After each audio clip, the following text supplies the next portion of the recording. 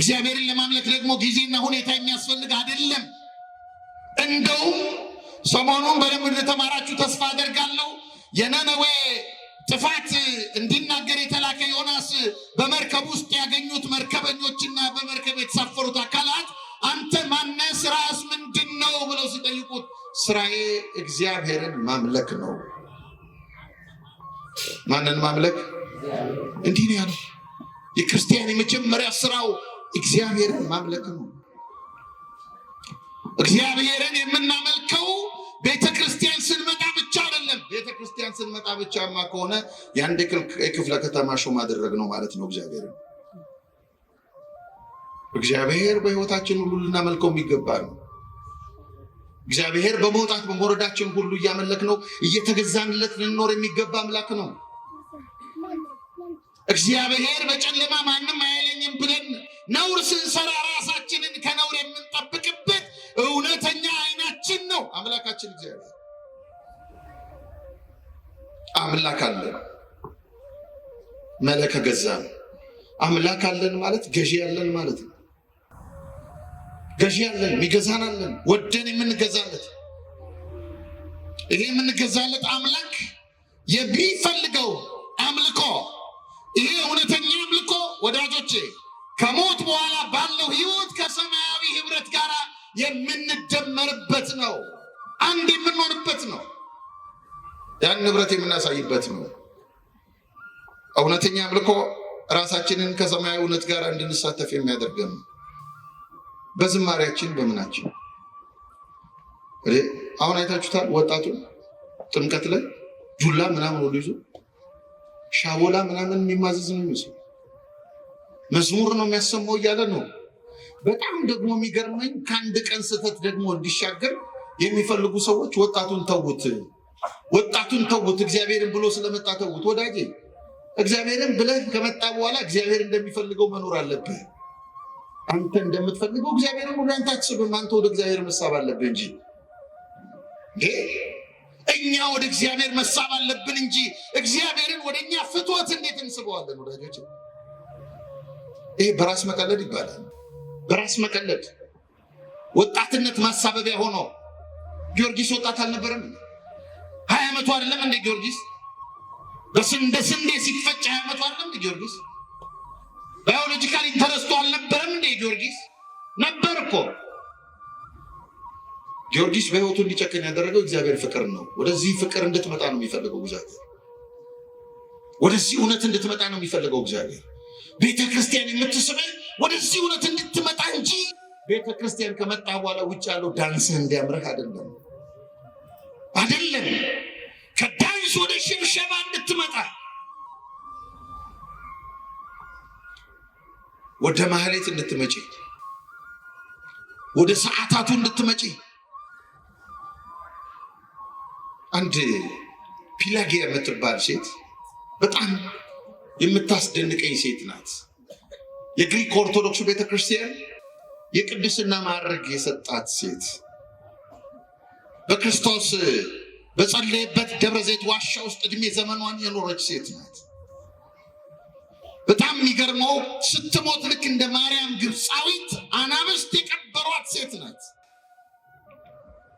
ይቺ ሴት ከዚያ ቀደም በጣም ቆንጆ ናት፣ መልከ መልካም ናት። ፀጉሯ ረጅም ነው፣ መልኳ ያምራል፣ ድምጿ ያምራል።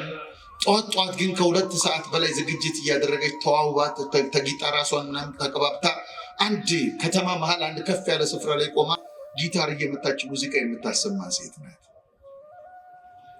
እና ሴቲቱ ብዙ ወንዶች ወደ ስራ ለመውጣት ሲሄዱ መንገድ ላይ መልኳንና ድምጿን አይተው ስራ ይረፍድባቸዋል በፍትወት እየነደዱ። እንዲህ ባለ መንገድ ትማረካቸው የነበረች ሴት ናት። አንድ ቀን ግን አንድ ሊቀ ጳጳስ ብዙ መነኮሳት አስከትሎ በዚያ ከተማ በኩል ሲያልፍ ድንገት ይችን ሴት አያት።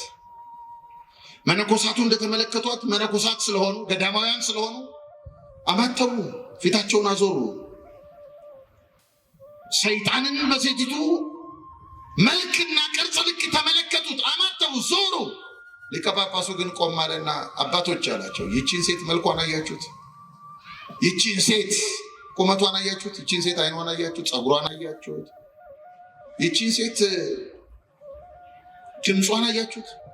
ሲል መነኮሳቱ አባታችንን በቃ ሰይጣን ጣለው ማለት ነው። እኛ እያማተብን አናያትም ስንል ጭራሽ እኛን እንድናያት ይጋብዘናል እንዴ እያሉ ያማትባሉ። ሴቲቱ ደግሞ በተቃራኒው ምን ትላለች? እሷ ደግሞ እንደገና እስከ ዛሬ ድረስ የጣልኳቸው በዝሙት የጣልኳቸው እስከ ዛሬ ድረስ ጎረምሶች ነበሩ፣ አሁን ቁንጅና የጳጳስ እንድጥል አደረገኝ ብላ ትምክህት ውስጥ ገባች።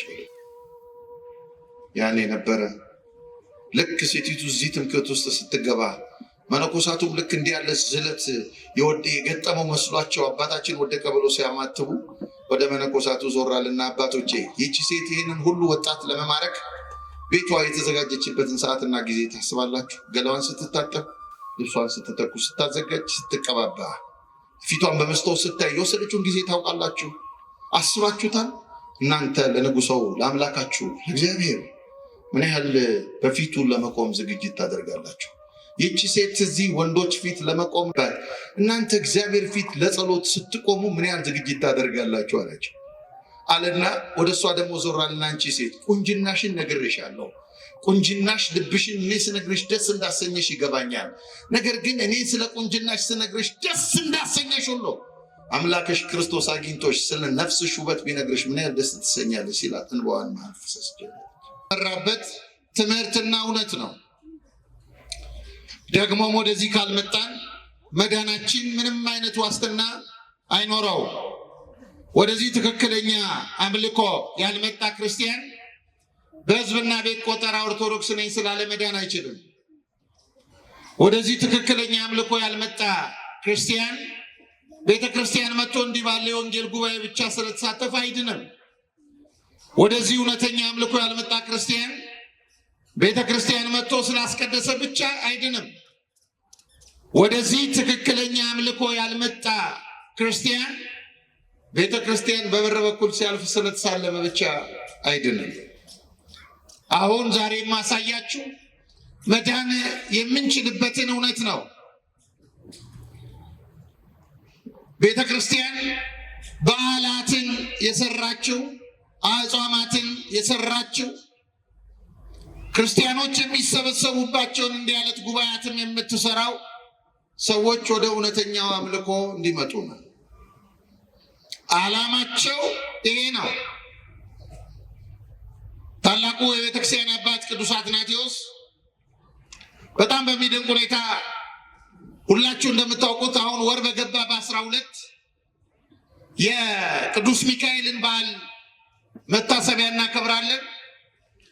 ይህንን በዓል መታሰቢያ እንዲከበር ያደረገው ቅዱስ አትናቴዎስ ነው። ለመጀመሪያ ጊዜ በወር በገባ በ12 የቅዱስ ሚካኤል በዓል እንዲውል ያደረገው ቅዱስ አትናቴዎስ ነው። ኋላ ቤተክርስቲያን በቀኖና አስቀምጠዋለች። ቅዱስ አትናቴዎስ ይህንን በዓል ወር በገባ በ12 የቅዱስ ሚካኤል በዓል እንዲከበር ያደረገበት ዋና ምክንያት ደግሞ እርሱ በሚያስተምርበት ዘመንና ሀገር ዜውስ የሚባል ጣዖት ያመልኩ የነበሩ ሰዎች ነበሩ።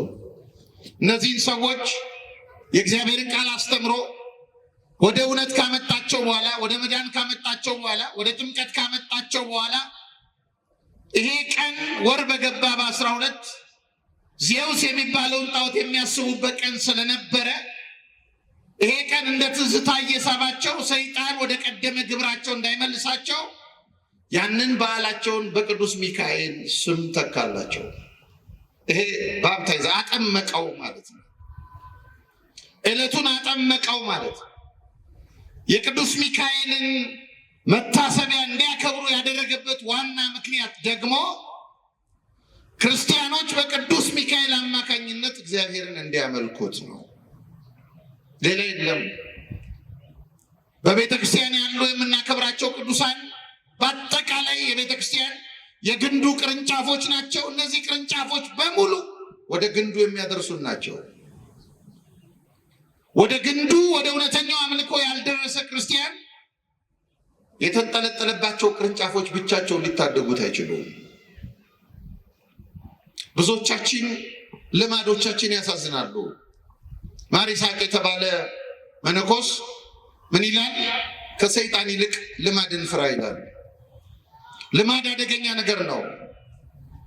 ሰይጣን በጾም በጸሎት ይወጣል። ሰይጣን በጠበል ይወጣል። ሰይጣን በጥምቀት በመስቀል ይወጣል። ልማድ ግን በጣም አደገኛ ነገር ነው። አብሮ የሚኖር ነው። አሁን እንኳን ዝም ብላችሁ ብታስቡት የጥምቀትን በዓል አክብረን አሳልፈናል። የጥምቀት በዓል የተከበረባቸውን አብዛኛውን ማህበራዊ ሚዲያ ላይ የተለቀቁትን ቪዲዮዎች ብትመለከቷቸው እግዚአብሔር ምን እያለን ይሆን የምትሉባቸው ናቸው። ምን እያለን ይሆን? በስሙ ምን እያደረግን እንዴት እያየን ይሆን? እግዚአብሔር ቤተክርስቲያን በአደባባይ በምታከብረው በዓል አማካኝነት ሌላ እርሱን ወደ ማምለክ የምንመጣበትን እድል እየሰጠን እድሉን ሳንጠቀምበት ቀርተን በሞሾና በዘፈን ብቻ አሳልፈን በሴሪሞኒ ብቻ እንደ ካርኒቫል ዴይ በባህላዊ መንገድ ብቻ በልብስ ብቻ አሳልፈነው መመለሳችን እግዚአብሔርን ምን ያክል ያስደስተዋል? ክርስቲያኖችን ትጠይቃላችሁ? እንጠይቃለን። እግዚአብሔር ወደ እርሱ መምጣት የምንችልበትን እድል በሚያሰፋልን ልክ እድሎቻችንን ለመጠቀም ወስነናል ወይ? በትክክል እግዚአብሔርን ለማምለክ ፈልገናል ወይ? ለእርሱ ለመገዛት የእርሱ ለመሆን እንፈልጋለን ወይ? ወዳጆቼ ወደዚህ ካልመጣን በጣም አደገኛ ነው። እኛም በመድረኩ እየቀለድን እንደሆን ነው የሚገባኝ። እንደ ከተራ እንደ ቲያትር እንደ ሾው እንደሆነ የአየር ሰዓት የማሳለፍ አይነት ሁኔታ ነው እንጂ የሚገባኝ ወደ መዳን ሰው ካልመጣ የልቡን ዙፋን ሰው ካልከፈተለት ወንጌል በልቡ ላይ እንዲቀመጥ እድል ካልሰጠው ወንጌል እንዲከብር እድል ካልሰጠው ወዳጆቼ ወደ አምልኮተ እግዚአብሔር ለመምጣት እንቸገራለን። ከእግዚአብሔር ይልቅ በእጆቻችን የያዝናቸው ብዙ ጊዜ እናገራለሁ ቁሳቁሶች እያታለሉ ነው። አልገባንም አምላካችን፣ አልተረዳነውም አምላካችንን። እና ጥቂት ነጥቦችን አካፍላችኋለሁ። እንደው በጣም አደራ እምላችሁ ሁልጊዜ ነው የምናገረው። እዚህም በመጣ ሳልናገርም ትምህርት አልጀምርም የትም። እንደው በመድኃኔዓለም ወንጌል እየሰማችሁ ስልክ አታውሩ። በመድኃኔዓለም ቢያንስ ይሄን ተውለት በቃ ለእግዚአብሔር ቢያንስ ይፈለገ ለምን ከሰማይ ሚካኤል ነኝ ብሎ አይደውልም? አታንሳ ወንጌል እየሰማ ለምን በኋላ የምታገኘው? ለዚህ እኮ ነው ወደ እውነተኛ አምልኮ አልመጣንም ብላችሁ። የቱ እንደሚበልጥ እንኳን ገና አልተረዳንም።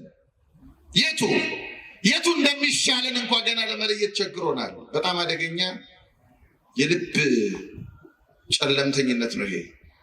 በጣም ክርስቲያኖች እናንተ በጣም አንድ ጉዳይ ቸግሯችሁ የሆነ ነገር ቸግሯችሁ እና መፍታት ቸግሯችሁ የራሳችሁን ጉዳይ እገሌ የሚባለው ወዳጄ እኮ ይፈታልኛል፣ አክባሪ ነው፣ እኔም አከብረዋለሁ እና እሱን አግኝቼ ማወያየት አለብኝ ብላችሁ ቀጠሮ ቀጥራችሁት በቀጠሮቹ ተገኝቶላችሁ አጠገባችሁ ቁጭ ብሎ እናንተ ችግራችሁን እያወራችሁት እሱ ስልክ ቢነካካ ትወዳላችሁ? አትወዱም? ለምን? የራሱ ስልክ አለ፣ የራሱ አይደል ስልኩ፣ መብቱ አይደለም። ለምን አትወዱም ግን ንገሩኝ እስኪ። ሀሳብ አለን አይደል? ሀሳብ ብቻ ሳይሆን ምን ቢንቀን ነው አትሉ? እኔ እንዲህ አክብሬው እንዲህ ላወራው መጥቼ እኔ እያወራሁት እሱ ስልክ የሚነካካው ምን ቢንቀኝ ነው ትላላችሁ አይደል? እግዚአብሔርም እንዲህ ነው የሚላችሁ። ምን ቢንቁኝ ነው የሚለው። ምን ቢንቁኝ ነው? እኔ ሀሳቤን እያካ ተስፋ የቆመ እንዳይመስላችሁ፣ ከዚህ ምስክር የሚቆም እንዳይመስላችሁ። እንደዚሁ ካሰባችሁ ገና ናችሁ ማለት ነው። በጣም ምን ቢንቁኝ ነው የሚለው እግዚአብሔር። ሀሳቤን ለማካፈል ፈልጌ ምን ቢንቁኝ ነው? ቻይና ለሰራው ነገር የተንበረከኩት ነው የሚለው እግዚአብሔር።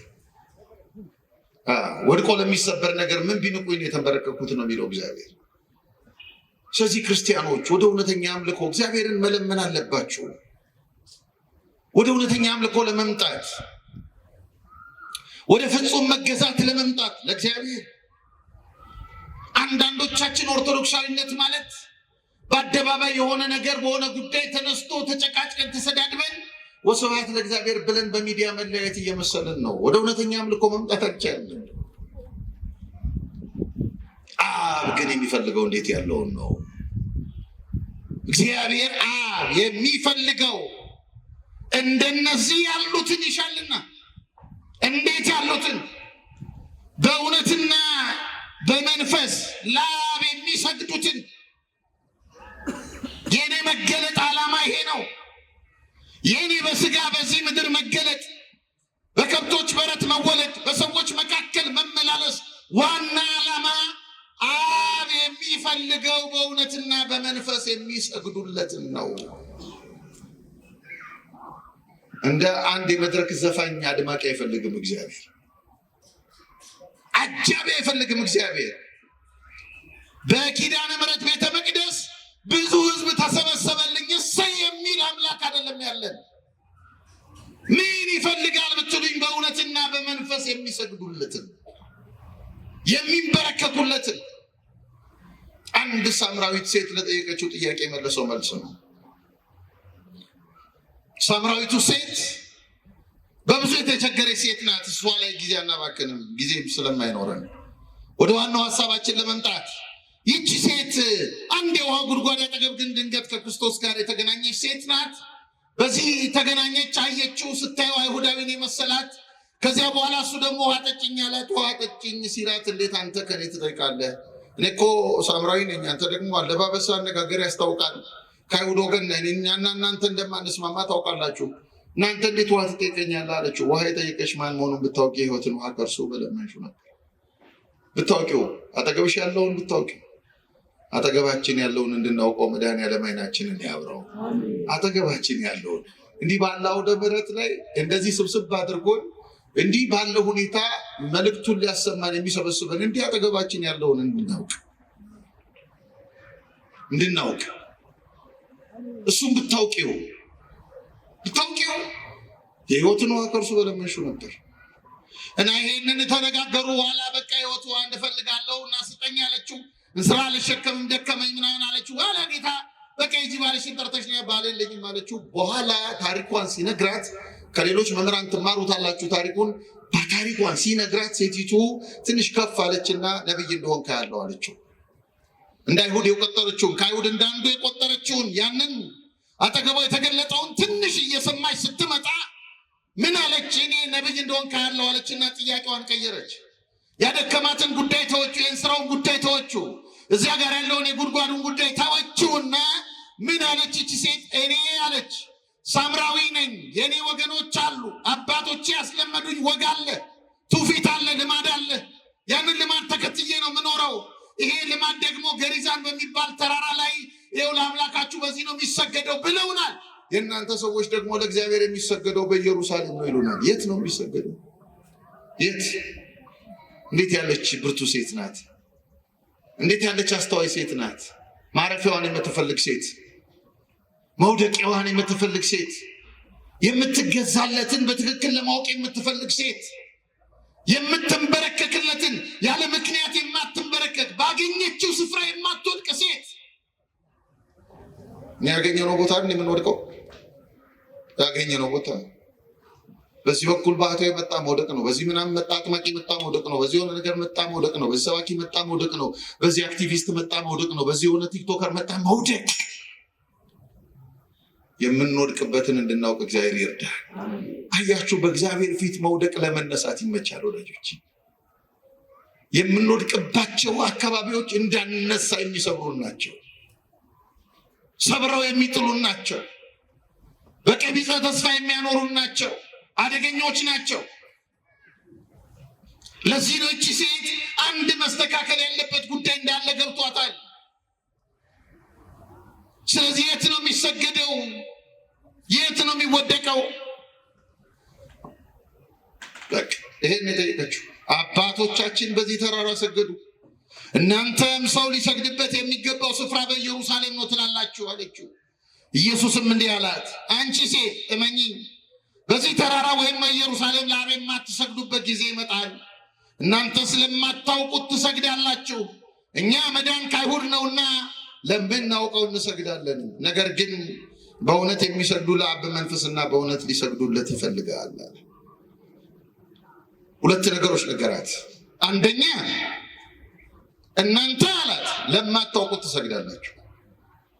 ለማታውቁት እነዚህ ሳምራውያን በዚህ በባቢሎን ምርኮ ዘመን ከአሕዛብ ጋር የተጋቡና መንገድ ላይ የቀሩ ናቸው። ወደ ከነዓን ለመግባት ወደ ኢየሩሳሌም ለመመለስ ትእዛዝ እግዚአብሔርን አንቀበልም በማለታቸው ከአሕዛብ ጋር አንፋታም በማለታቸው ምክንያት አንድ ለከብቶቻቸው ለኑሯቸው የተመቸ ስፍራ አግኝተው በቃ በዚያ ሰፈሩ። ስፍራውን ሰመርና አሉት። ሰመርና ማለት ወደነዋል፣ ተስማምቶናል ማለት ነው።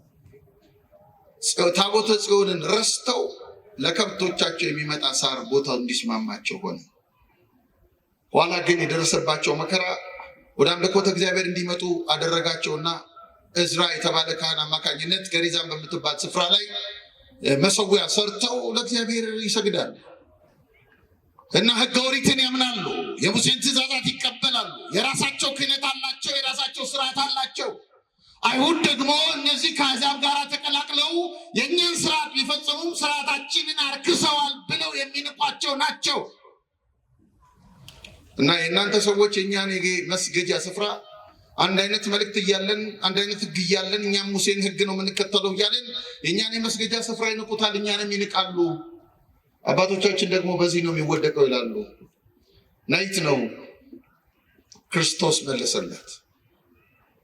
መለሰላት አንቺ ሴት መኝኝ፣ በኢየሩሳሌምም በገሪዛንም ለአብ የማትሰግዱበት ሰዓት ይመጣል። በቦታ የማይወሰነው አምላክ እግዚአብሔር አሁን የሚገለጥበት ሰዓት ደርሷል። ትላንትና በነቢያቱ በኩል መልእክት ይልክ የነበረ እግዚአብሔር፣ በዓይነ ሥጋ ታይቶ የማያውቀው እግዚአብሔር አሁን የሚገለጥበት ሰዓት ደርሷል እና የምትሰግዱለት በመንፈስ ነው። ለእርሱ መዳን ከአይሁድ ነው አለ። መዳን ለአይሁድ ብቻ ነው አላለም። መዳን ከአይሁድ ነው። ምክንያቱም ክርስቶስ የአብርሃም ዘር ነው። በጣም በአስደናቂ ሁኔታ ይህንን ታላቁን ዓለም ለማዳን አምላካችን አንድ ሕዝብ ከአብርሃም ጀምሮ ሲያዋቅር እንመለከታለን። አብርሃም የተባለውን ሰው ከካራን ውጣ ይለዋል፣ ና ውጣ ይለዋል፣ ይለየዋል። ለአምልኮ ነው የሚለየው፣ ለመግዛት ነው የሚለየው። የእሱ የሆነ ማንነት ገንዘብ እንዲያደርግ ነው የሚለየው። አብርሃም ዘመዶቹን ትቶ ወጣ። በአብርሃም የተጀመረ አንድ የግዝረት ሕዝብ አለ። በአብርሃም የተጀመረውን ሕዝብ ደግሞ በአስደናቂ ሁኔታ ወደ ግብፅ ከተሰደደ በኋላ በዮሴፍ ሲጠብቀው እንመለከታለን። በግብፅ እግዚአብሔር መጠበቅ ነው የሚፈልገው። የሌላ እንዳንሆን እኛን መጠበቅ ነው የሚፈልገው። ከሱ ጥበቃ ስር እንዳንወጣ ነው የሚፈልገው እግዚአብሔር። ከዓይኑ ስር እንዳንሸሽ፣ ከዓይኑ ስር ምንም እንዳያሸሸን፣ ከዓይኑ ስር ዓለም እንዳያሸሸን፣ ከዓይኑ ስር ጊዜያዊ ፍላጎቶች እንዳያሸሹን። በዮሴፍ ህዝቡን ጠበቀው። በዮሴፍ ከጠበቀ በኋላ በሙሴ አማካኝነት መርቶ ባህር ከፍሎ አሻገረው። በሙሴ ካሻገረው በኋላ ደግሞ በኢያሱ አማካኝነት ከነዓንን አወረሰው። ኋላስ ለዚህ ታላቅ ህዝብ አንድ ልጁን ወደ ዓለም ላከለት። ስሙ ለዘላለም የተመሰገነ ይሁን። ባህር ኤርትራን የሚያሻግር ሳይሆን የሞትን ባህር የሚያሻግር ከሲኦል የሚታደግ ተዉት፣ ከሲኦል የሚታደግ ነፃ የሚያወጣ አንድ ልጁን ለመላክ አስቀድሞ በአብርሃም በኩል ሲያዋቅረው እንመለከታለን። ይህ ኦርቶዶክሳዊ በክርስቶስ የተዋቀረ ነው ወዳጄ። በክርስቶስ የተዋቀረው ማንነታችን እንዳይቦርቦር ነው፣ እንዳይበላ ነው፣ እንዳይፈርስ ነው። ደርሷል አለ ዓለም። ለዚህ ነው መዳን ከአይሁድ ነው ያለው። ይህን ታላቅ ህዝብ ከመረጠ በኋላ ክርስቶስ ከዚህ ነው የተገኘው። ለዚህ ነው ቅዱስ ጳውሎስ የአብርሃምን ዘር ይዟል እንጂ የመላእክትን አይደለም በማለት የተናገረው። ይሄ መዳን የተገኘው ከአይሁድ ወገን ነው። ነገር ግን አይሁድ አልተጠቀሙበትም። ሁለቱንም ነቀፈ። የአይሁድን ትምክህተኝነት ነቀፈ። የእነዚህን ደግሞ የሳምራውያንን ደግሞ ከአሕዛብ ጋር ተዳቅሎ የተቀላቀለ አምልኮ። አንዳንዶቹ የአይሁድ ሴቶች ጣዖት አምልኮ የለመዱ ባሎች አሏቸው። አንዳንድ ወንዶቹ የአይሁድ ወንዶች ጣዖት የለመዱ የአሕዛብ ሴቶች አሏቸው። የተቀላቀለ አምልኮ ያላቸውን አሕዛብንም ሳምራውያንንም በትምክህት የተሞላ ስርዓተ ኦሪት ያላቸውን ጥላ ተሸክመው በጥላ የሚመጻደቁትንም ሁለቱንም ነቀፈና መዳን በዚህ የለም። በኢየሩሳሌምም በዚህም በገሪዛንም የማትሰግዱበት ጊዜ ይመጣል። አብ ሊሰገድለት የሚገባው በእውነትና በመንፈስ ነው። ዛሬ ጥቂት የምናተኩረው እሷ ላይ ነው። ጥቂት ይሄ እግዚአብሔር መንፈስ ነው፣ የሚሰግዱለትም በእውነትና በመንፈስ ሊሰግዱለት ያስፈልገዋል የሚለው ላይ ማለት ነው። ስለዚህ እውነተኛ አምልኮ የቀደሙ አባቶቻችን ምን ብለዋል? በምን መንገድ ተገዝተዋል? በምን መንገድ እግዚአብሔር አምላካቸውን አምልከዋል? ለእግዚአብሔር እንዴት ተገዝተዋል? በእውነትና በመንፈስ ማምለክ ማለት ምን ማለት ነው? ምን ማለት ነው? ይህ ትምህርት ዋና ዓላማ ወዳጆቼ እግዚአብሔር የሚፈልገውን አምልኮ መፈጸም እንድንችል አቅጣጫ መስጠት ነው። ኮምፓስ ነው። ፈቃዱ ያለው እናንተ ጋር ነው። ወንጌል አያስገድድም። ፈቃዱ ያለው ሰው ጋር ነው፣ ባለቤቱ ጋር ነው። ይሰማል። ተግባራዊ ማድረግ ያለበት እሱ ነው። እግዚአብሔር አያስገድድም። መቼም እንደምታውቁት አንድ ሰው ሊያገኘው የሚፈልገው ትልቁና ፍጹም ነገር ምንድነው ይባል? ከእግዚአብሔር ጋር አንድ መሆን ነው። አሁን ወደ ቤተክርስቲያን የመጣ ነው እኮ ከእሱ ጋር አንድ ለመሆን ነው አይደል? እውነት አሰብ ምንም ጥያቄ የለውም። በብርድ የመጣ ነው። ቤታችንን ትተን ስራችንን ትተን ኪዳነ ምሕረት ጉባኤ ተዘጋጅቷል ብለን ሰዓታችን ጠብቀን ወደዚህ የመጣ ነው ከእግዚአብሔር ጋር አንድ ለመሆን ነው። ግን አልቻልንም። ለምንድን ነው ያልቻልነው? ምንድነው ችግሩ? አያችሁ፣ ዋናው ያልቻልንበት ጉዳይ የምንፈልገው ነገር እንዳይፈጸም የሆነበት ጉዳይ እግዚአብሔርን ለማምለክ የምንፈልግበት መንገድ እኛ ያዋቀር ነው ስለሆነ ነው። እግዚአብሔር ባዋቀረው መንገድ መሄድ ስለማንፈልግ ነው። ወዳጆቼ ቤተክርስቲያን የምታስተምረው ስለ ስነ ምግባር ብቻ አይደለም። እግዚአብሔርን ስለማስደሰት ብቻም አይደለም። እነዚህ ትምህርቶች ያስፈልጋሉ። አዎ፣ ቤተክርስቲያን ግን ከዚህ ከፍ ባለ ሁኔታ ደግሞ ስርዓት ያስፈልጋል። እውነት ነው። የመንፈስን አንድነት ይጠብቃል። ስርዓት ያስፈልጋል። እውነት ነው። ከሰማያውያን ህብረት በሰማይ ካሉ ቅዱሳን ጋር ያምልኳቸው መንፈስ ከኛ ጋር አንድ እንዲሆን ያደርገናል። እውነት ነው። ስርዓት ይጠብቃል፣ ይጠቅማል። የቤተ ክርስቲያንን አንድነት ለማቆም እድል ይሰጣል ስርዓት። እውነት ነው። ግን እኮ እኛ ቤተክርስቲያን ብቻ አይደለም የምንኖረው። መርካቶም መኖሪያችን ነው። አየር ጤና መኖሪያችን ነው። ወጥተን ሌላይቱም የምንውልበት የስራ አካባቢ መኖሪያችን ነው። እግዚአብሔርን ለማምለክ ደግሞ ጊዜና ሁኔታ የሚያስፈልግ አይደለም። እንደውም ሰሞኑን በደንብ እንደተማራችሁ ተስፋ አደርጋለሁ የነነዌ ጥፋት እንዲናገር የተላከ ዮናስ በመርከብ ውስጥ ያገኙት መርከበኞችና በመርከብ የተሳፈሩት አካላት አንተ ማነህ? ስራስ ምንድን ነው ብለው ሲጠይቁት ስራዬ እግዚአብሔርን ማምለክ ነው። ማንን ማምለክ? እንዲህ ነው ያለው። የክርስቲያን የመጀመሪያ ስራው እግዚአብሔርን ማምለክ ነው።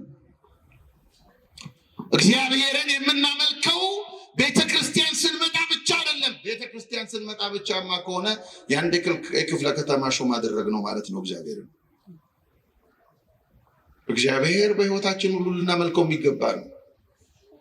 እግዚአብሔር በመውጣት በመውረዳችን ሁሉ እያመለክ ነው፣ እየተገዛንለት ልንኖር የሚገባ አምላክ ነው። እግዚአብሔር በጨለማ ማንም አያለኝም ብለን ነውር ስንሰራ ራሳችንን ከነውር የምንጠብቅበት እውነተኛ አይናችን ነው አምላካችን እግዚአብሔር። አምላክ አለን፣ መለከ ገዛ ነው። አምላክ አለን ማለት ገዢ ያለን ማለት ነው። ገዢ ያለን፣ የሚገዛን አለን፣ ወደን የምንገዛለት። ይሄ የምንገዛለት አምላክ የሚፈልገው አምልኮ፣ ይሄ እውነተኛ አምልኮ ወዳጆቼ ከሞት በኋላ ባለው ህይወት ከሰማያዊ ህብረት ጋር የምንደመርበት ነው። አንድ የምንሆንበት ነው። ያን ህብረት የምናሳይበት ነው። እውነተኛ አምልኮ ራሳችንን ከሰማያዊ እውነት ጋር እንድንሳተፍ የሚያደርገን ነው። በዝማሬያችን በምናችን አሁን አይታችሁታል። ወጣቱ ጥምቀት ላይ ዱላ ምናምን ሁሉ ይዞ ሻቦላ ምናምን የሚማዘዝ ነው የሚመስለው። መዝሙር ነው የሚያሰማው እያለ ነው። በጣም ደግሞ የሚገርመኝ ከአንድ ቀን ስህተት ደግሞ እንዲሻገር የሚፈልጉ ሰዎች ወጣቱን ተውት፣ እግዚአብሔርን ብሎ ስለመጣ ተውት። ወዳጄ እግዚአብሔርን ብለህ ከመጣ በኋላ እግዚአብሔር እንደሚፈልገው መኖር አለብህ። አንተ እንደምትፈልገው እግዚአብሔርን ወደ አንተ አትስብም። አንተ ወደ እግዚአብሔር መሳብ አለብህ እንጂ እኛ ወደ እግዚአብሔር መሳብ አለብን እንጂ እግዚአብሔርን ወደ እኛ ፍትወት እንዴት እንስበዋለን? ወዳጆች ይሄ በራስ መቀለድ ይባላል። በራስ መቀለድ ወጣትነት ማሳበቢያ ሆኖ ጊዮርጊስ ወጣት አልነበረም? 20 ዓመቱ አይደለም እንደ ጊዮርጊስ በስንዴ ሲፈጭ 20 ዓመቱ አይደለም እንደ ጊዮርጊስ ባዮሎጂካል ኢንተረስቱ አልነበረም እንደ ጊዮርጊስ ነበር እኮ። ጊዮርጊስ በህይወቱ እንዲጨክን ያደረገው እግዚአብሔር ፍቅር ነው። ወደዚህ ፍቅር እንድትመጣ ነው የሚፈልገው እግዚአብሔር። ወደዚህ እውነት እንድትመጣ ነው የሚፈልገው እግዚአብሔር። ቤተክርስቲያን የምትስበህ ወደዚህ እውነት እንድትመጣ እንጂ ቤተክርስቲያን ከመጣ በኋላ ውጭ ያለው ዳንስህ እንዲያምርህ አይደለም። ከዳንስ ወደ ሽብሸባ እንድትመጣ፣ ወደ ማህሌት እንድትመጪ፣ ወደ ሰዓታቱ እንድትመጪ። አንድ ፒላጊያ የምትባል ሴት በጣም የምታስደንቀኝ ሴት ናት። የግሪክ ኦርቶዶክስ ቤተክርስቲያን የቅድስና ማዕረግ የሰጣት ሴት፣ በክርስቶስ በጸለየበት ደብረ ዘይት ዋሻ ውስጥ እድሜ ዘመኗን የኖረች ሴት ናት። በጣም የሚገርመው ስትሞት ልክ እንደ ማርያም ግብፃዊት አናብስት የቀበሯት ሴት ናት። ይቺ ሴት ከዚያ ቀደም በጣም ቆንጆ ናት፣ መልከ መልካም ናት። ፀጉሯ ረጅም ነው፣ መልኳ ያምራል፣ ድምጿ ያምራል። ጠዋት ግን ከ2 ሰዓት በላይ ዝግጅት እያደረገች ተዋውባ ተጊጣ ራሷን ምናምን ተቀባብታ አንድ ከተማ መሃል አንድ ከፍ ያለ ስፍራ ላይ ቆማ ጊታር እየመታች ሙዚቃ የምታሰማ ሴት ናት። እና ሴቲቱ ብዙ ወንዶች ወደ ስራ ለመውጣት ሲሄዱ መንገድ ላይ መልኳንና ድምጿን አይተው ስራ ይረፍድባቸዋል በፍጥነት እየነደዱ። እንዲህ ባለ መንገድ ትማረካቸው የነበረች ሴት ናት። አንድ ቀን ግን አንድ ሊቀ ጳጳስ ብዙ መነኮሳት አስከትሎ በዚያ ከተማ በኩል ሲያልፍ ድንገት ይችን ሴት አያት። መነኮሳቱ እንደተመለከቷት መነኮሳት ስለሆኑ ገዳማውያን ስለሆኑ አማተቡ፣ ፊታቸውን አዞሩ። ሰይጣንን በሴቲቱ መልክና ቅርጽ ልክ ተመለከቱት፣ አማተቡ፣ ዞሩ። ሊቀ ጳጳሱ ግን ቆም አለና አባቶች አላቸው፣ ይችን ሴት መልኳን አያችሁት? ይችን ሴት ቁመቷን አያችሁት? ይችን ሴት አይኗን አያችሁት? ፀጉሯን አያችሁት? ይችን ሴት ድምጿን አያችሁት ሲል መነኮሳቱ አባታችንን በቃ ሰይጣን ጣለው ማለት ነው። እኛ እያማተብን አናያትም ስንል ጭራሽ እኛን እንድናያት ይጋብዘናል እንዴ እያሉ ያማትባሉ። ሴቲቱ ደግሞ በተቃራኒው ምን ትላለች? እሷ ደግሞ እንደገና እስከ ዛሬ ድረስ የጣልኳቸው በዝሙት የጣልኳቸው እስከ ዛሬ ድረስ ጎረምሶች ነበሩ፣ አሁን ቁንጅና የጳጳስ እንድጥል አደረገኝ ብላ ትምክህት ውስጥ ገባች። ያኔ ነበረ ልክ ሴቲቱ እዚህ ትምክህት ውስጥ ስትገባ መነኮሳቱም ልክ እንዲህ ያለ ዝለት የገጠመው መስሏቸው አባታችን ወደቀ ብሎ ሲያማትቡ ወደ መነኮሳቱ ዞራልና አባቶቼ ይቺ ሴት ይህንን ሁሉ ወጣት ለመማረክ ቤቷ የተዘጋጀችበትን ሰዓትና ጊዜ ታስባላችሁ? ገላዋን ስትታጠብ፣ ልብሷን ስትተኩስ፣ ስታዘጋጅ፣ ስትቀባባ፣ ፊቷን በመስታወት ስታይ የወሰደችውን ጊዜ ታውቃላችሁ? አስባችሁታል? እናንተ ለንጉሰው ለአምላካችሁ ለእግዚአብሔር ምን ያህል በፊቱ ለመቆም ዝግጅት ታደርጋላችሁ? ይቺ ሴት እዚህ ወንዶች ፊት ለመቆም እናንተ እግዚአብሔር ፊት ለጸሎት ስትቆሙ ምን ያህል ዝግጅት ታደርጋላችሁ አላቸው አለና ወደ እሷ ደግሞ ዞራልና አንቺ ሴት ቁንጅናሽን ነግሬሻለሁ። ቁንጅናሽ ልብሽን እኔ ስነግርሽ ደስ እንዳሰኘሽ ይገባኛል። ነገር ግን እኔ ስለ ቁንጅናሽ ስነግርሽ ደስ እንዳሰኘሽ ሁሉ አምላክሽ ክርስቶስ አግኝቶሽ ስለ ነፍስሽ ውበት ቢነግርሽ ምን ያህል ደስ ትሰኛለሽ ሲላት እንባዋን ማፍሰስ ጀመረች። ልክ እንደዚች ሳምራዊት ሴት በፊቱ በሊቀ ጳጳሱ ፊት ጊታሯን ሰበረች። ለካ ይህ ሰውነት እግዚአብሔር ሊጠቀምበት የሚገባ ሰውነት ነው። ለካ ይህ ሰውነት ኃላፊ በሆነ ጉዳይ ተጠምዶ ራሱን ለሞት ወጥመድ ሰጥቶ የሚኖር ሰውነት ለካ አይደለም። ይሄ ሰውነት ለካ ክርስቶስ የሞተለት ሰውነት ነው። ይሄ ሰውነት ለካ አምላክ ሰው ሆኖ በበረት የተገኘለት ሰውነት ነው። ስለዚህ ያለችና ሰበረች እንባዋን እያነባች አባቴ ንስሐ እንድትሰጠኝ እፈልጋለሁ ብላ ሊቀ ጳጳሱ እግር ስር ወደቀች። ይዟት ገባ ገዳም ገብቶ ንስሐ ሰጥቶ ለዚህ ሴት ይቺ ሴት ዓለምን አልፈልግም ብላ ደብረ ዘይት ዋሻ ገብታ በቀን አንድ ጊዜ አንድ ሙዝ ብቻ በመመገብ በጫካ ውስጥ ያለ ሙዝ ታገኛለች። አንድ ሙዝ ብቻ በመመገብ ሕይወቷን እዚያ ከክርስቶስ ጋር አሳልፋን የተጠራች ወዳጆች፣ መቼ ነው የእግዚአብሔር ድምፅ እንደሚጠራን? ድንገት መቼ ነው ድንገት በቃኝ አምላኬ ወይ በቃኝ፣ አሁን ከዚህ መቅደስ ስወጣ እኔ አንተ ነኝ፣ አንተ ልትገዛኝ ይገባል፣ አንተን በእውነትና በመንፈስ ላመልክ ይገባኛል፣ በቃኝ። ከአንተ የሚለየኝ የሚያሰቃየኝ ጉዳይ መቼ ነው ምንለው ወዳጆች? መቼ? አሁንም በዶሮ ተቀብለን በዶሮ መፍታት አሁንም የምንጠብቀው የዚህን ዘመን አብይ ጾም፣ አሁንም በስጋ ተቀብለን በስጋ መፍታት የዚህን አብይ ጾም በልማድ አሁን 3 ቀን ነው የጾም ነው። አሁን እንኳን ስመጣኔ እዚህ ከአማኑኤል አካባቢ ነው እንደዚህ መጣሁት። በጣም ይገርመኛል። ስጋ ቤቶች ሙሉ ናቸው። ምንድን ነው እያደረገ ያለው ሰው? ምንድን ነው? በቃ በስጋ ጀምረን በስጋ መጨረስ አይደክምም ወዳጆች? እንዴት አይደክመንም? ይሄ መቼ ነው በመንፈስ ጀምረን በመንፈስ የምንጨርሰው ወዳጆች? መቼ ነው እግዚአብሔር መልስ እንዲሰጠን? ወዳጄ አምላክ እኮ በስጋ የተገለጠው ዓለምን ለመለወጥ ነው፣ ሊለውጥ ነው የመጣው። በረቱን ምን አደረገው አምላካችን? የመላእክት ማሸብሸቢያ ያደረገው፣ ለወጠው እኮ፣ መዓዛውን ለወጠው እኮ። የከብቶቹ በረት እርሱ ሲወለድበት ከሰማይ መለኮታዊ መዓዛው የሳባቸው ቅዱሳን መላእክት መጥተው ስብሐት ለእግዚአብሔር በሰማያት ወሰላም በምድር ስምረቱ ለሰብ ብለው ታላቁን የሰማይ ምስጋና እንዲያሰሙበት አደረገው። አያችሁ፣ ለዚህ ነው ሊቁ ሰማይ ኒኮነ ዓለም ወዓለም ኒኮነ ሰማይ፣ ሰማይ ዓለምን ሆነ፣ ዓለምም ደግሞ ሰማይን ሆነ። ምድር ሰማይ እንድትሆን ያደረገው ለወጣት እኮ ክርስቶስ።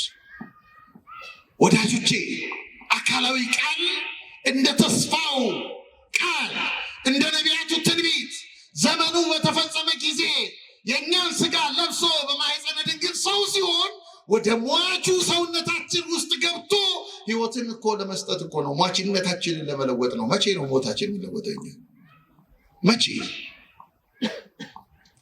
መቼ ነው የሚለወጠው? ይሄ ብቻ እኮ አይደለም።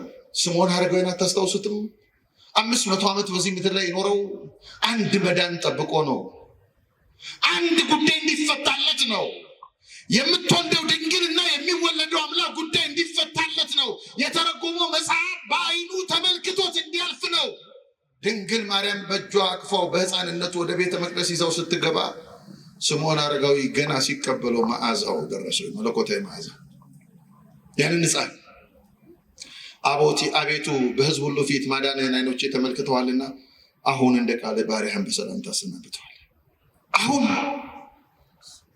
የስምዖንን እርጅና መለወጥ ብቻ አይደለም፣ የስምዖንን መንገድ ማስተካከል ብቻ አይደለም። አምላካችን ወደ መቅደሱ ሲገባ የመቅደሱን መስዋዕትም ለወጠው። ስሙ የተመሰገነ ይሁን። አዲስ አደረገው መቅደሱ። መቼ ነው እናንተ አዲስ የምትሆኑት? መቼ ነው እኛ አዲስ የምንሆነው? መቼ አዲስ? የአንተ ሰውነት እኮ ክርስቶስ ወደ ውስጡ የገባበት እኮ ነው። ታውቃለህ? የተዋሃደው ሰውነት እኮ ነው። ታውቃለህ? አልባሌ ስፍራ የሚገኝ ሰውነት እኮ አይደለም ያንተ ሰውነት። ታውቃለህ ወዳጄ? በእውነትና በመንፈስ ለማምለክ የምትወድ ከሆነ መጀመሪያ ሰውነትን አክብረው ወዳጄ። ይሄ ብቻ እኮ አይደለም። በቃና ዘገሊላ ተመልከቱ፣ ሊቃውንቱ አስተምሯቸዋል። በቃና ዘገሊላ 6 ትልልቅ ጋኖች የነበሩት ወይን አልቆ ውሃ ከተሞላ በኋላ አዲስ ወይን አመጣ አምላካችን። ዓላማው መለወጥ ያንን ጣዕም አልባ ወይን። 6ቱ ጋኖች የ6ቱ ዘመናት ምሳሌዎች ናቸው። እነዚህ ለመተረክ ጊዜ አይኖርንም። የተጠመቁ ብዙ የሥርዓት አምልኮ ሁኔታዎች ነበሩ። ከዘመነ አበው ጀምሮ፣ ከዘመነ ሕገ ልቡና ጀምሮ እያንዳንዱ ዘመናት ለእግዚአብሔር መስዋዕት አቅርበዋል። ቆንጆ ተራራዎች መርጠዋል። ከመስዋዕትም ከበጎችም መካከል ነውር የሌለበትን ለመምረጥ ሞክረዋል። ግን ያለምን ጣዕም መለወጥ አልቻለም። ክርስቶስ ሲመጣ ግን ዋና ወይን መጣ። ዋናው አሁን ይህንን ወይን አንተ ልብ ላይ መጥመቅ ይፈልጋል ክርስቶስ ወዳጅ። ለዚህ ተዘጋጅተሃል? የአንድ ሰርግ ቤት ታሪክ ይመስላል ክርስቶስ የለወጠው ወይን? አይደለም። ዓለም እንደሚጠብቀው ለሊቀ ምርፋቁ በአጭሩ ነግረውታል። ለምን ታስተድሃር ከዘይሴን ወይን፣ የሚበልጠውን ወይን ዓለም የሚያርፍበትን ያንተን መናኛ ከጠጣን በኋላ በአንተ መናኛ ወይን ከሰከርን በኋላ እንዴት ይህን ወይን አዘገየኸው? ወዳጆች የዓለም ወይን አላሰከረንም፣ አልጣለንም፣ አላደከመንም፣ አይበቃንም። አምላካችን ወደ ለወጠው ወደ እውነተኛ ወይን መተን በስርዓት በእውነትና በመንፈስ ልናመልከው ራሳችንን ማዘጋጀት አይጠበቅብን። እውነተኛ አምልኮ ወዳጆች፣ እውነተኛ አምልኮ ክርስቶስን በውስጣችን አድርጎ ማምለክ ነው። ምክንያቱም እውነት ክርስቶስ ነው። የሚሰግዱለት አለ በእውነትና በመንፈስ ነው። ለማን አለ? ለአብ። የሚገርም ነው። ሶስትነቱን የጠራው ለዚህ ሳምራዊት ሴት አንደኛ የሚሰግዱለት አለ በእውነት ነው አለ። በማን? በክርስቶስ። እሱን ውስጣችን አድርገን የምንሰግድለት። ክርስቶስን እንዴት ነው ውስጣችን አድርገን የምንሰግደው? እንዴት ነው? ሁለተኛ ደግሞ በመንፈስ ነው አለ። በማን? በመንፈስ ቅዱስ አማካኝነት። አብ የሚፈልገው እንደሱ ነው። አሉን ሁለቱ ነገሮች አለን። መንፈስ ቅዱስ በውስጣችን አለን። ክርስቶስ በውስጣችን አለን። ጠይቀናል፣ የሆነ ቦታ ጉድለት አይሰማንም። እየዘመርን የሆነ ቦታ ጉድለት አይሰማንም። እያስቀደስን የሆነ ቦታ ጉድለት አይሰማንም። የመንፈስ ጉድለት የቅዱሳንን ገድል ስንሰማ፣ የቅዱሳንን መንፈሳዊ ሕይወት ስንሰማ የሆነ ቦታ ጉድለት አይሰማንም። ወዳጆቼ አይሰማንም። ያን ጉድለታችን እንዴት እንሙላው? እንዴት ይሞላ? እውነተኛ አምልኮ የዘላለምን ሕይወት በውስጣችን እንዲጀምር ማድረግ ነው። ብዙዎቻችን የምንፈልገው ከመቅደሱ ብቻ እንዲመጣ ነው። ብዙዎቻችን የምንፈልገው ከጳጳሱ ላይ እንዲታይ ብቻ ነው። ብዙዎቻችን የምንፈልገው በቄሱ ላይ እንዲታይ ብቻ ነው። ምንም አንደባበቅ። ማህበራዊ ሚዲያው የሚያሳየን እሱ ነው። ሁላችን ተቀምጠን ልክ እንደ ጥሩ ተመጻዳቂ ፈሪሳዊ ራሳችንን አጽድቀን ጳጳሱን ስንኮነ ነው። አሁን ይሄ አማኝ ነው፣ አሁን ይሄ ጳጳስ ነው፣ አሁን ይሄ ክርስቲያን። አንቺስ ነሽ አለሽ? መንፈስ ቅዱስ በውስጥሽ አለን አለ። ክርስቶስ በውስጥህ በሞራል የምትቆምበት አለ። ሌላውን ኮንነህ እኔ በቅቻለሁ፣ ክርስቶስ አሁን ቢገለጥ በቀኙ ሊያቆመኝ ይችላል የሚል ሞራል አለ። ያ ሳይኖርህ እንዴት ትኮንናለህ? አንተ እንዴት እንደተጎዳን ተመልከቱ። ሰይጣን የሌሎችን እያሳየ የራሳችንን አዋራ እያለበሰ እንዳናየው፣ አንተ ራስን እንዳታየው ወደድንም ጠላንም ክርስቶስ ሲመጣ ጳጳሱንም የራሱን ሊጠይቀዋል። አንተን እስቲ አቡነ ገሌን እንዴት አያቸው አይልም፣ እማምላክን አይልም፣ እህቴ ድንግል ማርያምን አይልሽም፣ ቄስ ገሌን እንዴት አየሻቸው አይልሽም። እንዴት ነሽ አንቺ ነው ልሽ አርኒ ነው የሚልም እንጂ ነው አይልም። የለም እንደሱ አይጠይቀን። ይህ እውነተኛ አምልኮ ወዳጆቼ በውስጣችን ለሚመጣው ሕይወት ዋስትናና ቀምሻ ነው። እፍታ እናቶቼ ታውቃላችሁ፣ ዝክር ስትዘክሩ ወይ ኪዳነ ምሕረት ወይ ምናምን አንድ በዓል ጎረቤት ያግዟችኋል፣ ወጡን በመስራት ምናምን በማድረግ እና የዋዜማ ዕለት ወጡን ሰራርተው ጨርሰው ምናምን አድርገው እነሱ ሊሄዱ ሲሉ በይ እስቲ ነይ ጎረቤቴ ከፍተው ቅመሺ ትላለችው አይደለም። ዋናው ክብረ በዓል ነገ ነው አይደለም። እስቲ ከፍተው ቅመሺ። አሁን እግዚአብሔር እኛ ከፍተው ከመንግስተ ሰማያት እፍታ እንድንቀምስ ነው የሚፈልገው። ቀምሰናል፣ ከሱ ቀምሰናል። እውነተኛን አምልኮ በሰማይ ያሉ ቅዱሳን እያጣጣሙት ነው። ራሳችንን ከነሱ ጋር ህብረት ወደ ማድረግ እንደመጣን ያረጋግጡልን ነው። ይሄንን ክርስቲያኖች መመለስ አለብን። ብዙዎቻችን አምልኮን የለመድነው በቤተ መቅደስ ብቻ ነው። በቤተ መቅደስ ብቻ እኛ ስጋዊ ወሬ እኔ አስታውሳለሁ እዚህ ደብረ ገሊላን ያደግኩት አማኑኤል እና ትንሽ ልጅ ሆኜ ነፍሳቸውን ይማሩ አሁን በሕይወት የሉ እማማ ውዳሴ ከንቱ ምንላቸው እናት ነበሩ እና እኚህን እናት እማማ ውዳሴ ከንቱ ስንላቸው እሳቸው ጥሩ የማዕረግ ስም ያወጣንላቸው እየመሰላቸው ደስ ይላቸዋል። አያውቁትም ትርጉሙን። እማማ ውዳሴ ከንቱ ግን ያልናቸው ለምን መሰላችሁ? በጣም ይገርመኛል። ነፍሳቸውን ይማረውና የሚገርመኝ የሆነ ብቻቸውን ቤተ መቅደስ ውስጥ ወንበር የራሳቸውን ይዘው ይመጣሉ። የቤተክርስቲያን ይቀመጡ አላቸው። ያኔ ብርቅ ነው፣ ተጣጣፊ ወንበር ብርቅ ነው፣ በቀላል አይገኝም። ሀብታም ናቸው፣ ያመጣሉ፣ ይዘረጋሉ። እዚያ ላይ ይቀመጡና አቤት ይሄ ቄስ ይላል። በዚህ በኩል ሄዳል፣ በዚህ ይገባል፣ በዚህ ይወጣል። አንድ ቀን እሳቸውን ሳይሆን መቅደስ ውስጥ እንዲወጣል እንዴት እንደሚጎዳን ሰይጣን አይታችኋል። ለምን? በመንፈስ እንዳናመልከው እግዚአብሔር በመንፈስ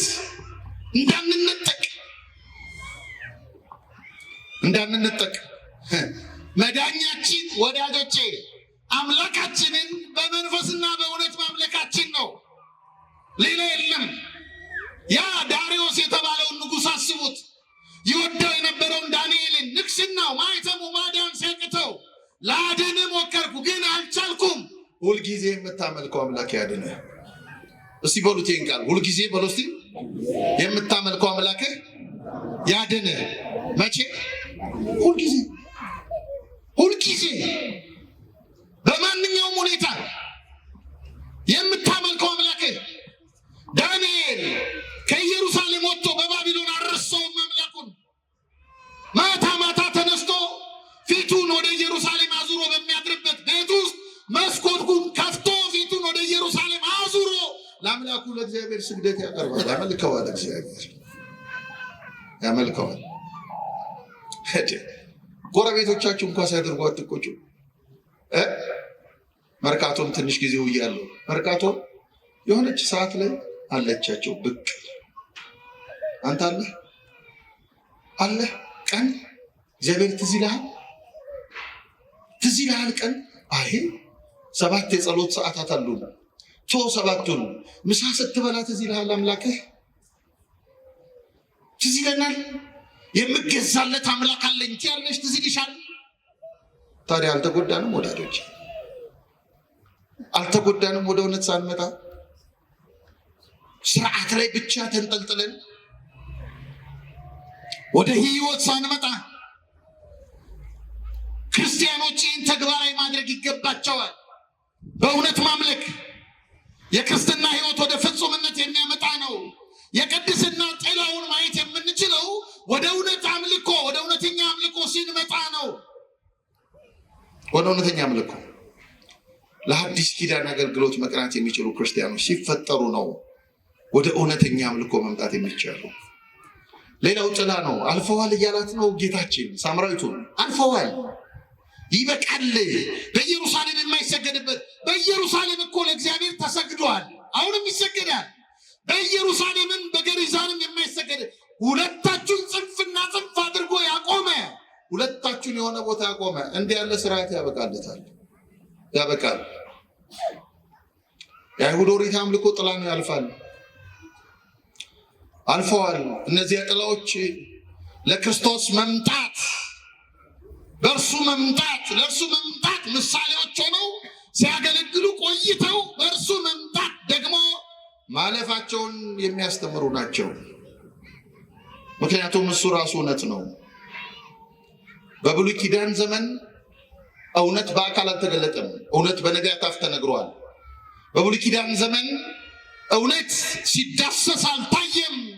እውነት ይሄ ነው ተብሎ ተነግሯል። አሁን ግን ራሱ እውነት በመካከላችን ሆኗል። እውነት ከዚህ ኦርቶዶክሳዊ ስርዓት አምልኮ 2 ሁኔታዎች አሉት። 2 ስንት አልኳችሁ? በደንብ ንገሩኝ። 2 ሁኔታዎች። አንደኛው የእግዚአብሔር በሕዝቡ መካከል መገኘት ነው። ሁለተኛው ደግሞ ለተገኘው እግዚአብሔር ሕዝቡ የሚሰጠው ምላሽ ነው። ይሄ ነው አምልኳችን። እግዚአብሔር ለምን ተገኘ? አስቀድሞ ለሙሴም ሲገለጥለት ለምንድን ነው የተገለጠው? የተቸገረውን ሕዝብ ባሪያ የሆነው ሕዝብ ነፃ እንዲያደርገው ነው። ባሪያ ሆኖ ሊያገለግለው ስለማይገባ ሂድና ፈርዖንን ያገለግለኝ ዘንድ ሕዝቤን ልቀቅ በለው ነው ያለው። ተይዘን እሱን ማምለክ አይቻልም። በዓለም ተይዘን እሱን ማምለክ አይቻልም። ሕዝቡን የተቸገረውን ሕዝብ ነፃ ካወጣው በኋላ ደግሞ ታላቁን መገለጥ አሳያቸው። ሕዝቡ ለዚህ የምስጋና ምላሽ አለ። ለተገለጠልን አምላክ፣ በስጋ ለተገለጠልን አምላክ፣ ማንነታችንን ለለወጠልን አምላክ ወዳጆቼ የአምላካችንን በስጋ መገለጥ ስናስብ ሶስት ነገሮችን ሁልጊዜ ማሰብ አለብን። ምንድን ያደረገው በእኛ ውስጥ እና እኛ የቱ ጋር ነን ብለን መጠየቅ አለብን። የመጀመሪያው አምላካችን እኛ በአዳም ምክንያት ርቀነው ነበረ። አምላካችን ወደኛ የመጣው ወደ ራሱ ለማቅረብ ነው፣ ወደ ራሱ። ሁለተኛ ብሌታችንን ለማደስ ነው፣ ተፈጥሯችንን ለማደስ። ወበኪ ተሐደሰ ቀዳሜ ኩሉ ፍጥረት የሚለው ሊቆ የለው። በድንግል ማርያም አማካኝነት የቀደመው ፍጥረት በአንቺ ታደሰ፣ ወደ ቀደመ ልዕልና፣ ወደ ቀደመ ክብሩ። ሶስተኛው ካቀረበን በኋላ አደሰን፣ አዲስ ካደረገ በኋላ ሊገባ ውስጣችን ሊኖር። እናንተ ቤታችሁን አደሳችሁ ገብታችሁ እንደምትኖሩበት የሆነ ቦታ መሬት ተመርታችሁ ሰርታችሁ ጨርሳችሁ በቀለም አሳምራችሁ ለዓይናችሁ ደስ የሚያሰኝ ከሆነ በኋላ ቤቱን ገብታችሁበት እንድትኖሩ አምላካችን በእኛ መካከል ሰው ሆኖ ተገልጦ ለዓይኑ ደስ የምናሰኝ አድርጎ በውስጣችን ሊያድር ወደደ። ተዘጋጅተሃል ለዚህ? የእሱ ማደሪያ ለመሆን፣ የእሱ መቅደስ ለመሆን፣ በእውነትና በመንፈስ ለማምለክ። እርሱ እውነት ነው። ይሄ እውነት በውስጣችን እንዲኖር ይሄንን የእግዚአብሔርን መገለጥ በልባችን እንድንለማመድ መለማመድ እንድንጀምር በታሪክ እየሰማ ነው፣ በዜና እየሰማ ነው ብቻ ሳይሆን የእግዚአብሔርን መገለጥ በውስጣችን እንድንለማመድ መድኃኒዓለም ሁላችን ይርዳል። በመቅደሱ ዕለት ዕለት የሚታየው እግዚአብሔር በእኛ ውስጥ እንዲታይ ይርዳል። በውስጣችን ካልታየ መድኃኒዓለም ወዳጆች ማምላክን የለም። አላባብላችሁም። እኔ የለም እንድትድን የምትወድ ከሆነ በውስጥ እንዲታይ ክርስቶስ በአንተ ውስጥ እንዲታይ። ሰሞኑን አንድ ሀገር ነበርኩኝና አስታውሳለሁ። እንደውም እዚሁ ኪዳን በጠዋት አስተምሬ ነው ማታ ከሰዓት የበረርኩት። የሄድኩት የክርስቲያን ሀገር ነው። በጣም የገረመኝን ነገር ልንገራችሁ። ስዞር የሄድኩበት ለመጀመሪያ ጊዜ እዚህ ሀገር የሄድኩት የብዙ ክርስቲያኖች ቤት በራቸው ላይ ከኛ ትንሽ በዶግማ ለየት ያለ ኦርቶዶክሳውያን ናቸው፣ ግን ከኛ ትንሽ በዶግማ ለየት ያለ ትምህርት ያላቸው ናቸው። በራቸው እያንዳንዱ ክርስቲያን ቤቶች በር ላይ የእመቤታችን የቅድስት ድንግል ማርያም ስዕል አለ። ከውጭ ስዕል የሌላቸው ደግሞ ሐውልቷን ቀርጸው የድንግል ማርያምን በራቸው ላይ ያደርጋሉ። ወዳጆቼ እኛ በራችን ላይ የቤት ቁጥር ነው ያለን። ጥሩ ነው ብናደርገውም አይተውንም ሰዎቹ። ግን ተውት እሱን። እንዴት ግን የውስጣችን ራስ ክርስቶስ አይሆንም?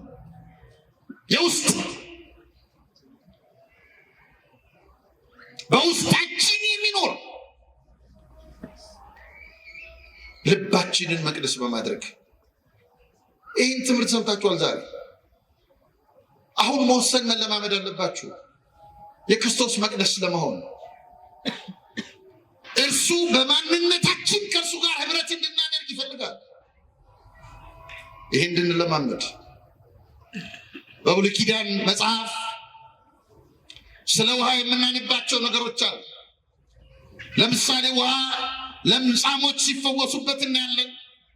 እንዲህ ባለ መንገድ ውሃን ደግሞ በኖህ ዘመን አንዳንዶቹ መጥፋቸው ሲሆን ኖህና ቤተሰቦቹ ሲድኑበት እናያለን። በብሉይ ኪዳን በቅዱሳት መጻሕፍት የምናነባቸው እነዚህ የጥምቀት ምሳሌዎች እንደሆኑ ቅዱሳን ሊቃውንት ተርጉመውልናል። በብሉይ ኪዳን የምናነባቸው እስራኤል የተመገቧቸው ተአምራዊ ምግቦች አሉ፣ ከሰማይ የወረዱ መናዎች አሉ። እነዚህ ለቁርባኑ መንገድ ጠራጊዎች ናቸው። ይሄ የሚመጣው እውነት ምሳሌ ነው። የእስራኤል ልጆች ከግብፅ ሲሸሹ ቀይ ባህርን ስለመሻገራቸው እናነባለን። ስለዚህ ስንናገር ፍጻሜያቸውን እናስታውሳለን። ከአሮጌው ወደ አዲሱ አምላካችን እንድንመጣ ይርዳል። ከስዕሉ ወደ እውነታው ብዙዎቻችን ስዕለ ክርስቶስ ፊት፣ ስዕለ ድንግል ማርያም ፊት ጥሩ ክብርና ምናምን አለን፣ ቆመን እንሰግዳለን። ጥሩ ነው። ተሻግረን ወደ እውነታው ግን መድረስ አለብን። እነዚህ ስዕሎች እንደውም ኦርቶዶክሳውያን ሊቃውንት ስዕላትን the icon of invisible God የማይታየው አምላክ መታያዎች ናቸው፣ ማሳያዎች ናቸው። ስዕሉ አይደለም። ስዕሉ ወደ እውነታው እንዲወስድ እንዲያደርስ አልደረስም። ከአሮጌ ወደ አዲስ በእውነትና በመንፈስ ማምለክ ማለት እንደሱ አዲስ ሰውነትን ገንዘብ አድርጎ ማምለክ። ሙሴ እንደምታውቁት ከግብፅ ወደ ግብፅ ሲላክ የተቸገረውን ነፃ እንዲያወጣ ነው። ክርስቶስ ወደኛ የመጣው ለምንድን ነው ታዲያ? ሙሴ ሕዝቡን ውጡ ሲል ሰማ፣ እሺ ያለ ሕዝብ ወጣ፣ ባህሩን ተሻገረ። ክርስቶስስ ወደኛ የመጣው ለምንድን ነው ወዳጄ? የሙሴ ምሳሌ እኮ ነው። ክርስቶስ ወደኛ የመጣው በኃጢአት ባርነት ያለነውን ዓለም የጨቆነንን ዲያብሎስ የገዛንን ነፃ ሊያወጣን። አያችሁ፣ በሰኞ ውዳሴ ማርያማችን ፈቀደ እግዚእ ያግዕዞ ለአዳም ሕዙነ ወትኩዘ ልብ ወያግቦ ሀበ ዘትካት መንበሩ ይላል። ጌታ ልቡ ያዘነ አዳምን፣ የወደቀው አዳምን ነፃ ያወጣው ዘንድ ወደደ። ነፃ ሊያወጣን፣ ወደ ቀደመ ክብር ሊመልሰን ክርስቶስ ወደኛ የመጣው። እስራኤላውያን በበራቸው መቃን ላይ የቀቡት ነውር የሌለው የጠቦት በግ ደም ለአጥፊው መስጠሚያ ሆኖታል። ለአጥፊው ውድቀት ነበር። የበኩር ልጆቹን መጥቶበታል ለአጥፊው። ለእኛ ለእስራኤላውያን ግን የመዳናቸው ምልክት ነው። የበጉ የኢየሱስ ክርስቶስ ደም ክፉ መናፍስትን የምንቃወምበት ጉልበት ነው። ከተጠመቅን በኋላ ወደዚህ ቅዱስ ሥጋውና ክቡር ደሙ ካልመጣን በእውነትና በመንፈስ ማምለክ አልጀምርንም ወዳጆች፣ አልጀምርንም። አምባገነኑን ፈርዖንን ተመልከቱት። እስራኤል ከግብፅ ሲሻገሩ የት ድረስ ነው ያሳደዳቸው ብትሉኝ፣ ባህሩ ድረስ እስኪሰጥም ድረስ። አሁንም ክርስቲያኖችን ሀፍረት የሌለበት ደፋሩ ዲያብሎስ እስከ መዳናችን ወንዝ ድረስ ነው የሚያሳድደን። ወዳጄ የመዳንህ ወንዝ ጋር ካልደረስክ ዲያብሎስ አይተውህም። ወደ መዳንህ ወንዝ መምጣት በእውነትና በመንፈስ እግዚአብሔርን ማምለክ ነው። ፈርዖን እንደምታውቁት በባህር ውስጥ ሰጠመ። የኔና የእናንተ አምላክስ በጥምቀት አልተማራችሁም? በዮርዳኖስ ባህር የዕዳ ደብዳቤያችንን ቀዶ ዲያብሎስን አሰጠመልን። ስሙ የተመሰገነ ይሁን። እዚያ ውሃ ውስጥ ክርስቶስ ሊጠመቅ ሲገባ ምንድን ያለው? መጥምቁ ዮሐንስን ምን አለው? እንዲህ አለው መጥምቁ፣ እኔ በአንተ ልጠመቅ ሲገባኝ አጥምቀኝ ትለኛለህ ሲለው፣ ጽድቅን እንፈጽም ዘንድ ይገባናል፣ እውነትን እንፈጽም ዘንድ። ዲያብሎስ ሰጠመልን። እስራኤል አንድ ነገር አሉት። ይህን ነግሬያችሁ ለአብቃ ትምህርቴ ባያልቅም እንዲህ አሉት። በዚህ በምድረ በዳ በጥብርያዶስ ባህር አካባቢ አይሁድ አሳና እንጀራ አበርክቶ ሲመገብ ተመልክተው አንድ ቀን እንደዚሁ ደከሙ። ሊበሉ ፈልገው ያንን ለምደው ፈለጉት መጡ። ለሚጠፋ መብላት ተብሉ አትስሩ አላቸው። እናንተ የፈለጋችሁኝ እንጀራን ስለበላችሁና ስለጠገባችሁ ነው። በዚህ ብቻ አትፈልጉኝ፣ ወደ መዳን እንድትመጡ አላቸው። ከዚያ እንዲህ አሉት፣ እንግዲህ እንኪያ አይተን እንድናምንህ አንተ ምን ምልክት ታደርጋለህ? ምንስ ትሰራለህ? ይበሉ ዘንድ ከሰማይ እንጀራ ሰጣቸው ተብሎ እንድትጻፍ አባቶቻችን በምድረ በዳ መና በሉ አሉት። የዮሐንስ ወንጌል ምዕራፍ 6 ቁጥር 31። ምልክት ፈለጉ ክርስቶስን ለማመን ምልክት። ያኔ ምን አላቸው ጌታችን? እንዲህ አለ ኢየሱስም፣ እውነት እውነት እላችኋለሁ እውነተኛ እንጀራ ከሰማይ የሚሰጣችሁ አባቴ ነው እንጂ ከሰማይ እንጀራ የሰጣችሁ ሙሴ አይደለም። የእግዚአብሔር እንጀራ ከሰማይ የሚወርድ ለዓለምም ሕይወትን የሚሰጥ ነውና አላቸው። አይሁድ ከሰማይ ስለወረደው እንጀራ በደንብ ያውቃሉ። ጥቅሱን አንብበዋል፣ በደንብ ያውቃሉ። እነዚህን ተአምራት በደንብ ያምኑባቸዋል። የሚያሳዝነው ግን እነዚህ ተአምራት ወደ ዋናው እንዲደርሱ ለምልክት የተሰጧቸው መሆናቸውን ያውቁ። ወደ ሕይወት እንጀራ ግን አልመጡም። ወደ ዋናው የመና ምስጢር አልመጡም። ወዳጆች እስራኤል በምድረ በዳ ሲንከራተቱ እግዚአብሔር ታምራዊ ምግብ ሰጣቸው። አሁንስ አካላዊ ቃል መና አይደለም ያወርድልን፣ አካላዊ ቃል በስጋ ተገልጦ መጥቷል። ምን ማለት ነው? ያ ራሱ የመጣው መናውን ሲያወርድ የነበረው ነው። ትላንትና ደስ ለአባቶቻችን እሱ አይደለም የመጣው፣ መናውን የላከላቸው። ለእኛ ግን መናውን የሚያወርደው መጣ። ጥላዎቹን አሳለፈ። የእውነት ብርሃን በመካከላችን ሆነ። ስሙ የተመሰገነ ይሁን። ይሄ ብርሃን እንዲያበራልህ ጥላዎቹ በዚህ ብርሃን አልፈዋል። ይሄ እውነት የተገለጠው እውነት በትምህርቱ ብቻ እያስደሰተን የሚኖር ሳይሆን በመለኮታዊ ሕይወት ወደ ውስጣችን የገባ ነው። ዘላለማዊነት እንድንዋሃድ ያደረገን ነው። በትምህርት ብቻ እያስደሰተን የሚኖር አይደለም። እግዚአብሔር አብን ለዓለም የገለጠ ነው።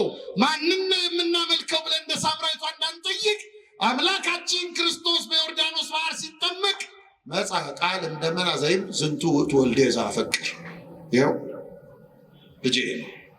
ደግሞ በጣም ሊገርመው በእሱ ደስ የሚለኝ ያለ አምላካችን። በእርሱ ደስ የሚለኝ የሚለው ስለማን እንደተነገረ ታውቃላችሁ? ስለ አዳምና ስለ ልጆቹ ነው። እርሱማ አካላዊ ቃሉ ነው፣ ያውቀዋል። ምስክርነት አይሻም። በእርሱ ደስ የሚለኝ፣ በአንተ ደስ እንዲለው ይፈልጋል እግዚአብሔር። በአንተ ደስ የሚለው አምላክህ በእውነትና በመንፈስ ስታመልከው ነው። ለዚህ ነው ቅዱስ ጳውሎስ ሮሜ መልእክት ምዕራፍ 5 ቁጥር 14 ላይ ነገር ግን በአዳም መተላለፍ ምሳሌ ኃጢአትን ባልሰሩት ላይ እንኳ ከአዳም ጀምሮ እስከ ሙሴ ድረስ ሞት ነገሰ፣ አዳም ይመጣ ዘንድ ላለው ለእርሱ አምሳሉ ነውና። እውነተኛው አዳም ክርስቶስ ነው። ዳግመኛ የሰራ ዳግመኛ የፈጠረ ከአማናዊቱ ምድር ከድንግል ማርያም ዳግመኛ ትላንት አዳምን እንዳበጃጀው መልሶ የሰራ መልሶ ከሰራን በኋላ ወዳጆች አዲስ ማንነትን ከሰጠን በኋላ በእውነትና በመንፈስ ልናመልከው ይገባል። በእውነትና በመንፈስ ማምለክ ማለት ክርስቶስን በውስጥ አድርጎ ማምለክ። ክርስቶስን በውስጥ አድርጎ ማምለክ ማለት መስላችሁ ንስሐ ገብቶ ስጋው ደግሞ ተቀብሎ እንዲህ ባለ መንገድ ማምለክ። እንደዚህ ባለ ሁኔታ የሚያመልኩት እነርሱ በእውነትና በመንፈስ የሚያመልኩ ናቸው። ደርሰናል? ራሳችንን ጠይቅ። እዚህ ካልደረስን ግን መዳን የለም ወዳጆች። መዳናችን ይሄ ነው። እግዚአብሔር አሁንም ልባችንን አንኳኩቷል በእውነትና በመንፈስ እንድናመልከው። በዚህ ትምህርት ዛሬ ወስነን ከእርሱ ጋር ቀጠሮ ሰጥተን ከምንወዳቸው ጋር ለመገናኘት እንደምንናፍቀው ከምንወደው አምላካችን፣ ጊዜ ከምንሰጠው አምላካችን፣ ከሚመግበን አምላካችን ጋር በእውነትና በመንፈስ እንድናመልከው በዚህ ወንጌል ቀጠሮ ሰጥተን መውጣት አለብን። አምላካችን ይርዳል። እግዚአብሔር ይስጥልን።